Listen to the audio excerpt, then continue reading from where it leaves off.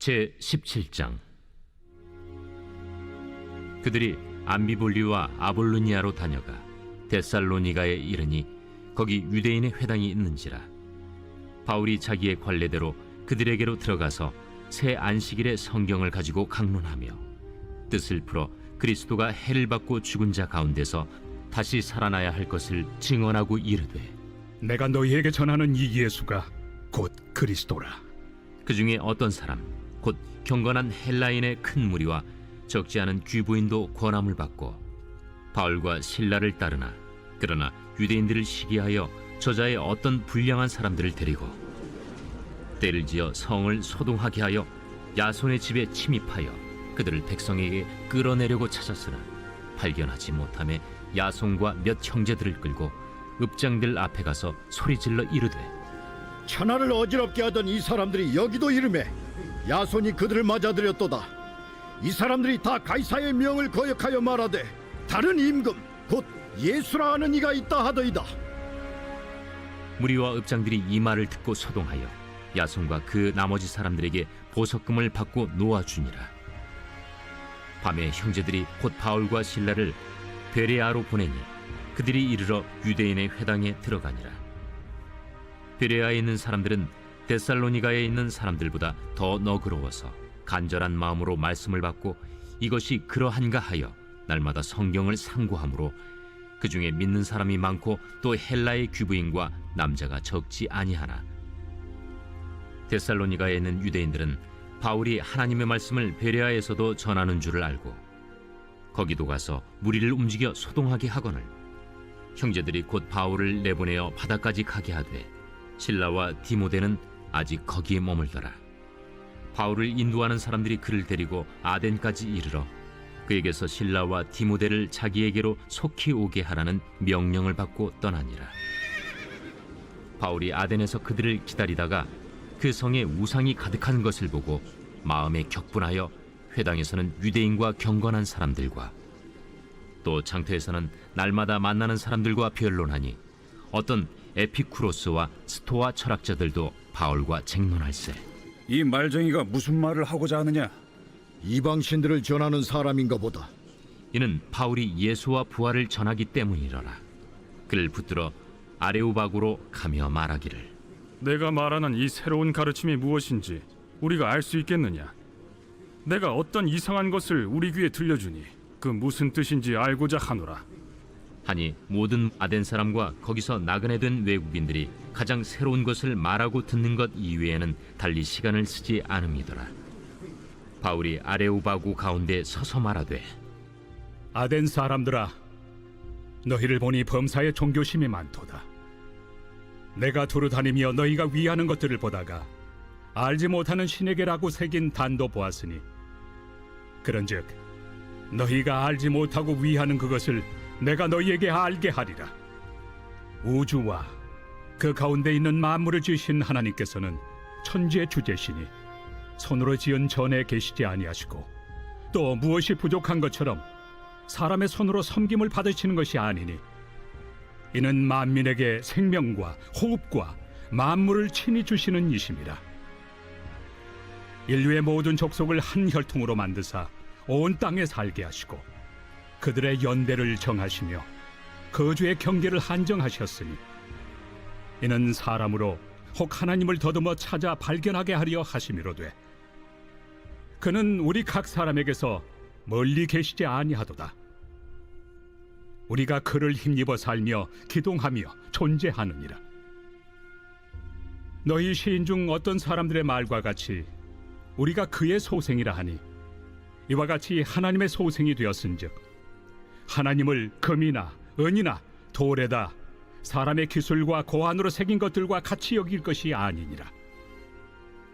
알지 못하던 시대에는 하나님이 강구하셨거니와 이제는 어디든지 사람에게 다 명하사 회개하라 하셨으니 이는 정하신 사람으로 하여금 천하를 공의로 심판할 날을 작정하시고 이에 그를 죽은 자 가운데서 다시 살리신 것으로 모든 사람에게 믿을 만한 증거를 주셨음이니라.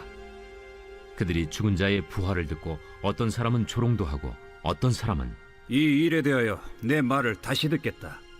이에 바울이 그들 가운데서 떠나매 몇 사람이 그를 가까이하여 믿으니 그 중에는 아레오바고 관리 디오누시우와 다말이라 하는 여자와 또 다른 사람들도 있었더라.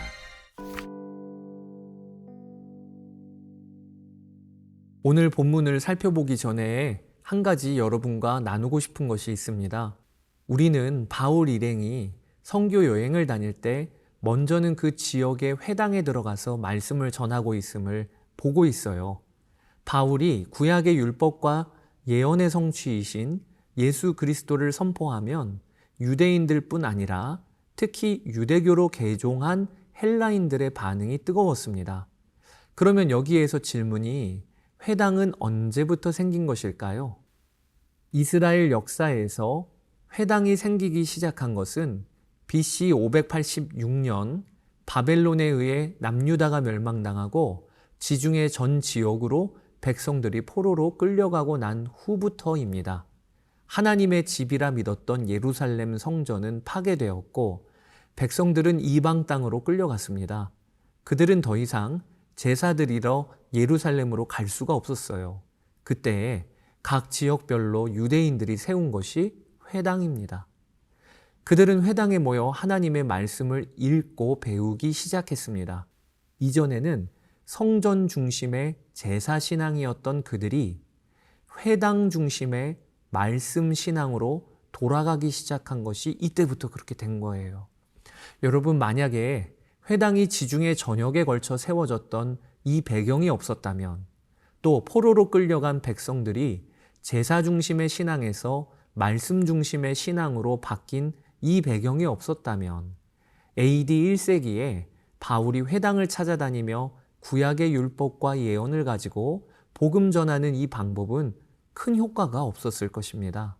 하나님은 이스라엘 백성이 포로로 흩뿌려진 암흑과 같은 시기에도 복음이 가장 완벽하게 전파되고 증거될 역사의 무대를 만들고 계셨던 것입니다.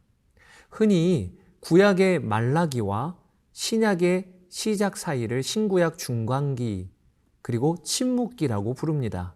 약 400년간 하나님은 어떤 말씀도 선지자를 통해 기록하거나 선포하지 않으셨기 때문에 하나님이 침묵하셨다는 의미에서 그렇게 부르는 거지요.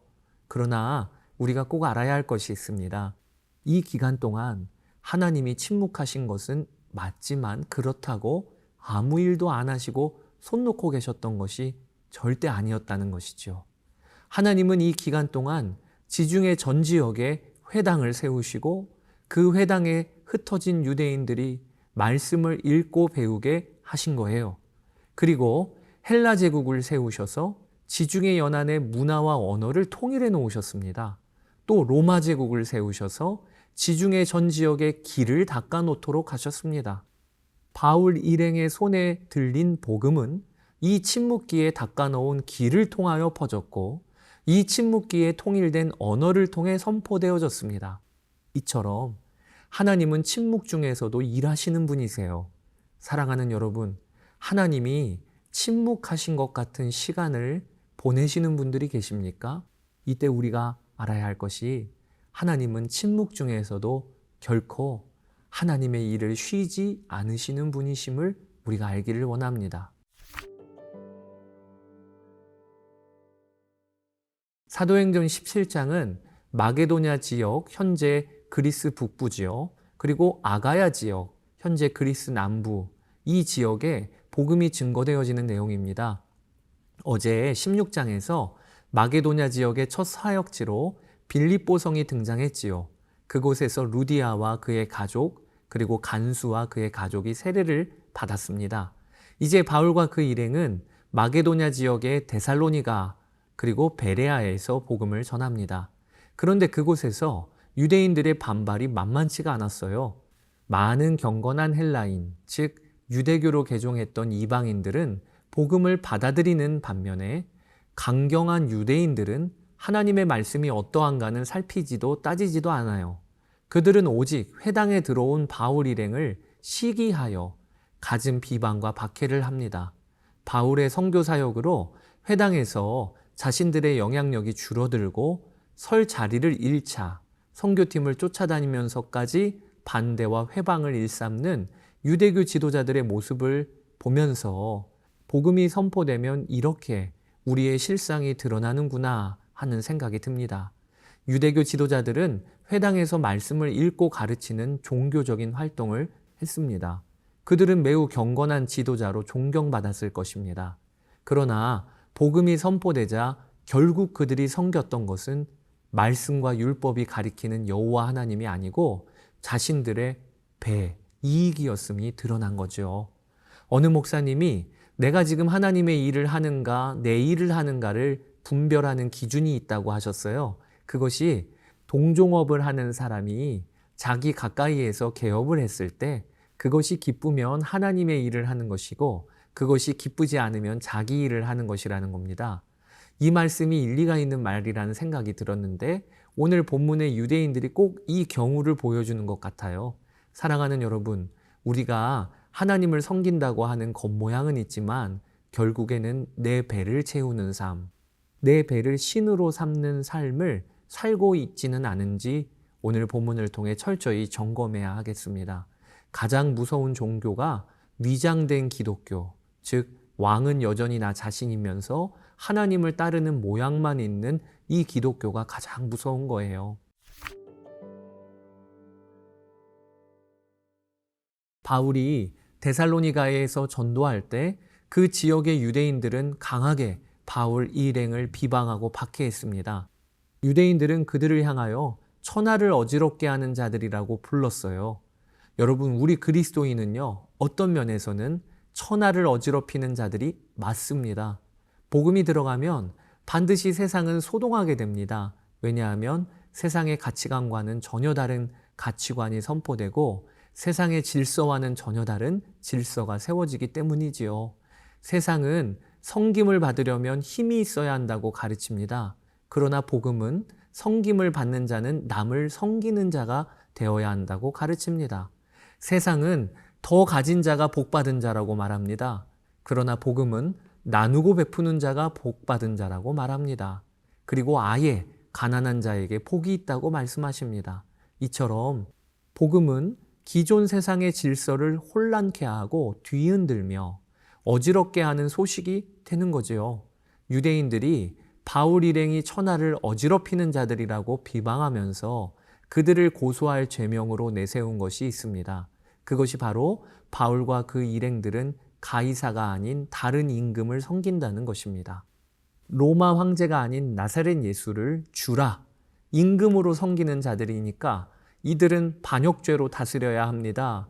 이것이 유대인들이 내세운 바울 일행에 대한 죄명이었습니다. 여러분, 이것이 말도 안 되는 누명이지만 한편으로 생각해 보면 그들의 고소하는 내용만큼은 참 근사하고 멋진 말이라는 생각이 들었어요. 유대인들의 눈에 보이는 바울과 그 일행들, 즉 그리스도인들은 왕이 다른 사람들이었다는 거지요.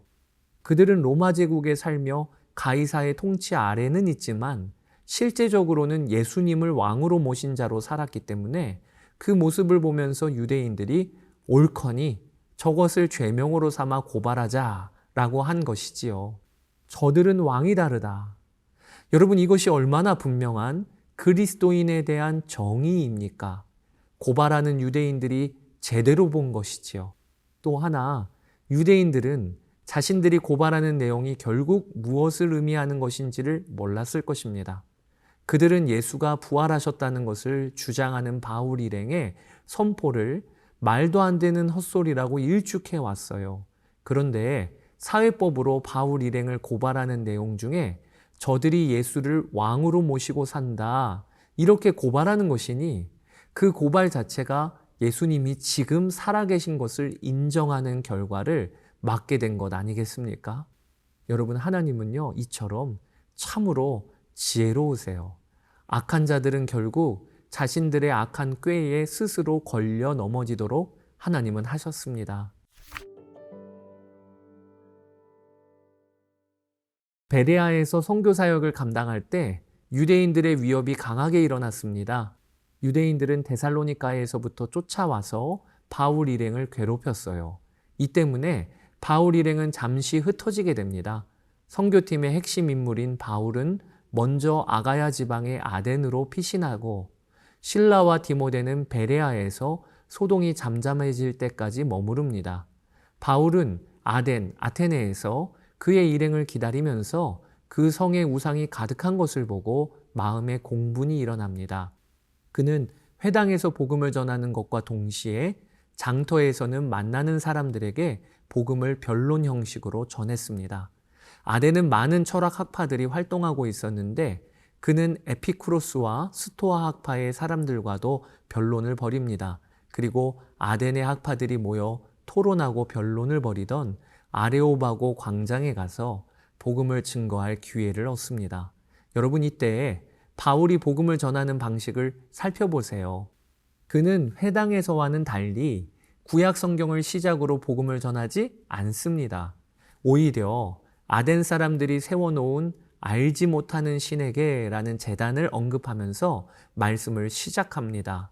이처럼 바울은 복음을 듣는 사람들의 눈높이를 맞추는 지혜를 갖고 있었습니다. 그는 헬라인에게 그리고 유대인에게 복음을 전할 때 각각 다른 전략들을 사용했습니다. 바울은 창조주 하나님, 우리와 함께 계시며 일하시는 하나님을 증거하고 죽은 자 가운데서 부활하신 예수 그리스도를 증거합니다. 부활에 대해 전해들은 아레오바고 광장의 사람들은 대부분 조롱하고 비웃어요. 그러나 그 중에서도 복음을 영접하는 사람들이 생깁니다. 자, 여기까지 사도행전 17장 읽어보시고 받은 은혜를 기록해 보시기 바랍니다. 감사합니다.